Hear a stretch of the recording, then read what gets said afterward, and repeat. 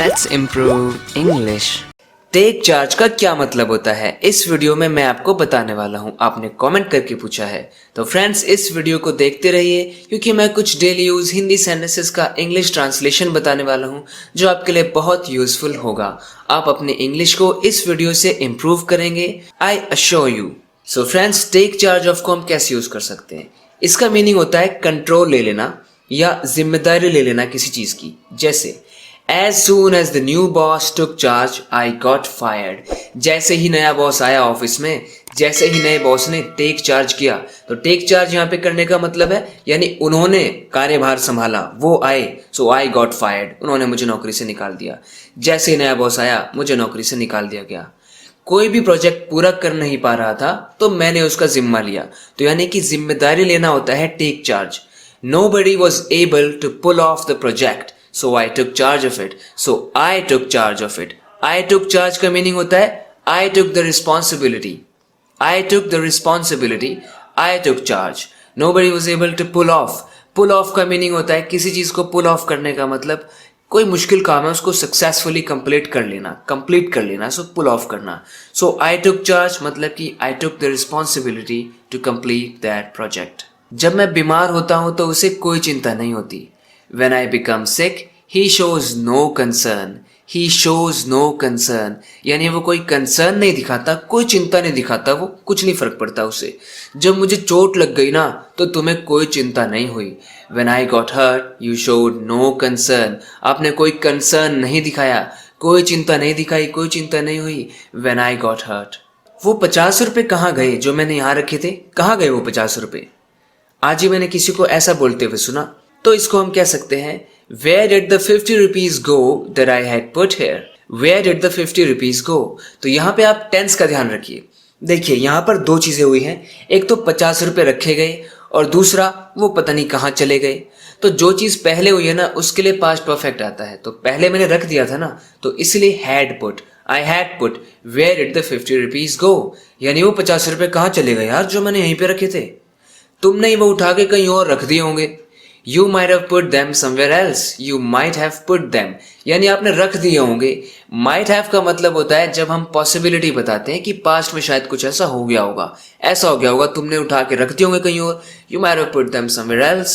Now friends, equivalent to का meaning क्या होता है? यानी कि बराबर का होना, बराबर की वैल्यू होना। जैसे My salary is equivalent to his. इसका मतलब है जो मेरी सैलरी है ना वो उसकी वाली से बराबर की है, उसके बराबर की है मेरी सैलरी। 1 किलोमीटर 1000 मीटर के बराबर होता है।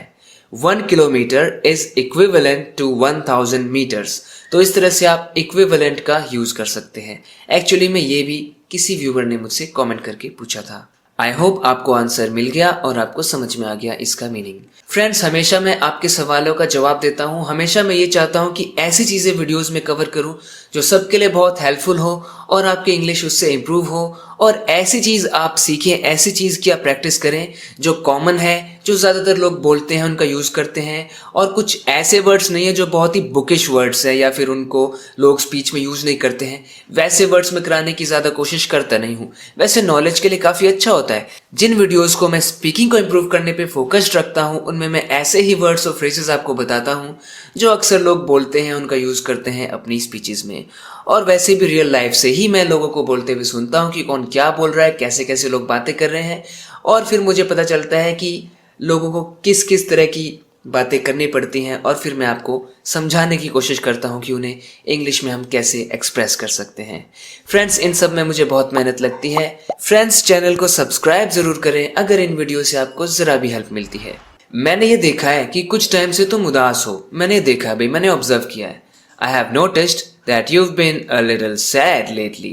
I have noticed यानी मैंने नोटिस किया है that you've been कि तुम रहे हो a little sad lately। तो दोस्तों यहाँ पे हमको ध्यान रखना है, हिंदी में हम कह रहे हैं तुम उदास हो तो हमें लगेगा कह देते हैं you are sad, लेकिन जब ऐसी बात आ जाए ना तब से उदास हो, उस टाइम से लेके अब तक कोई काम चल रहा है, उस टाइम से लेके इस टाइम तक आप उदास हैं, तो ऐसे में आप यू आर सैड नहीं यू हैव बीन सैड बोलना पड़ेगा, क्योंकि हमें वो ड्यूरेशन दिखाना है ना टाइम का कि तब से लेके अब तक। I have noticed that you been a little sad lately. तुमने कब से रोज नहाना शुरू कर दिया? तुम तो कभी नहाते नहीं, तुमने कब से शुरू कर दिया? Since when have you started taking a bath every day?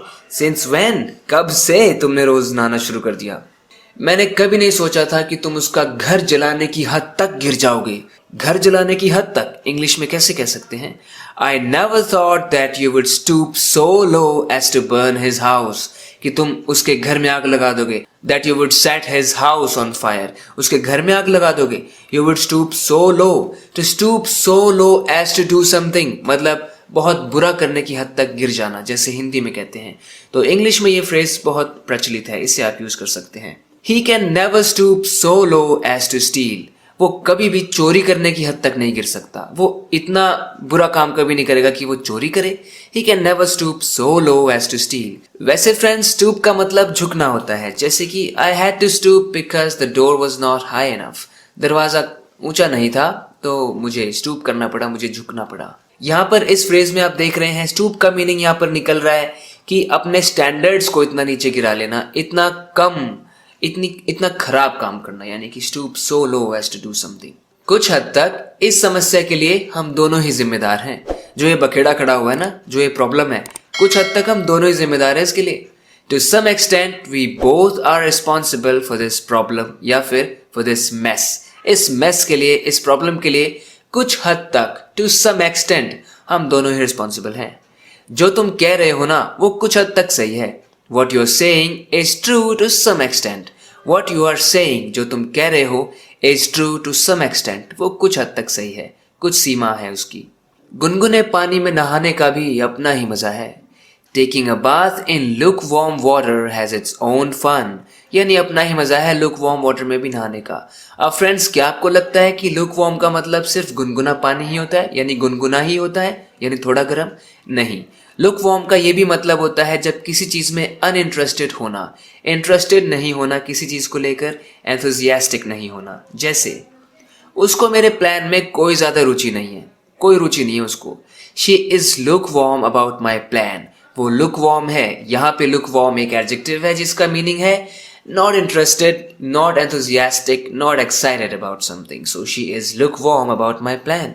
So friends, जब भी मुझे लगता है कि किसी पर्टिकुलर टाइप की वीडियो को कुछ lukewarm रिस्पॉन्स मिला तो मैं तुरंत टॉपिक चेंज करने की कोशिश करता हूँ और आपके लिए बेटर कंटेंट लाने की कोशिश करता हूँ। फ्रेंड्स, इस वीडियो को लाइक प्लीज जरूर करना अगर आपको ये वीडियो जरा भी हेल्पफुल लगी है तो। Thank you very much for watching this video. I'll talk to you in the next video lesson. Till then, take care and bye.